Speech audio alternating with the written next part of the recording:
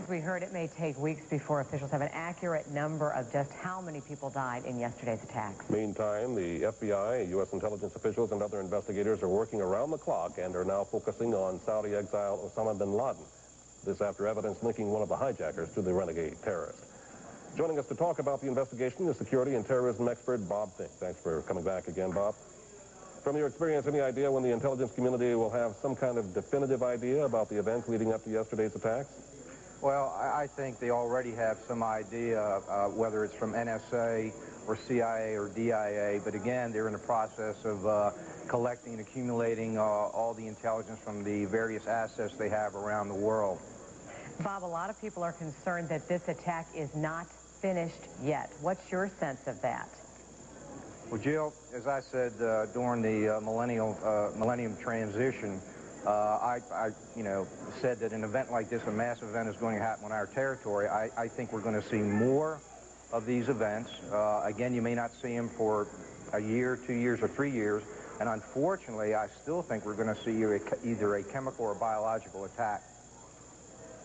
And this morning, we heard more news from Boston about possible leads about linking some of the hijackers, possibly with overseas terrorists. One car was found at the Boston airport, and some training manuals in Arabic language and a couple of passports for the United Arab Emirates were found in the car.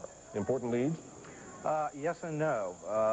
Yes, they could be to possibly give indications of the people who boarded the aircraft, or they were purposely left to show the United States that, these were Arabs from whatever country they came from, and to show that, we're not an invincible nation, that we can be attacked.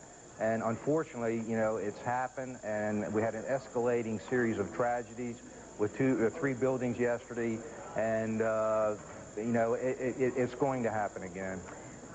You said, well, it's going to happen again. You mentioned possible biological attack, Bob. Do you think that the future attack, whether it comes, a month from now or a year from now, will be again on U.S. soil?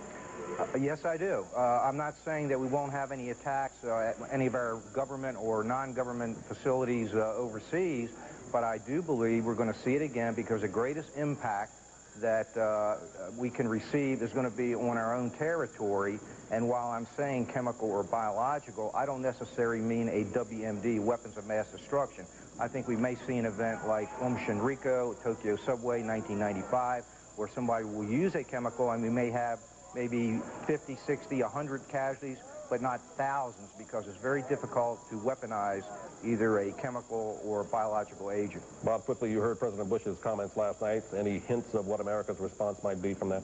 I think the operative word in President Bush's speech was harboring, and that we will bring these people to justice. I don't think bringing them to justice, we're going to give them justice, and I think there will be a military retaliation. All right. Security expert Bob Fink, thanks for being with us again this half hour.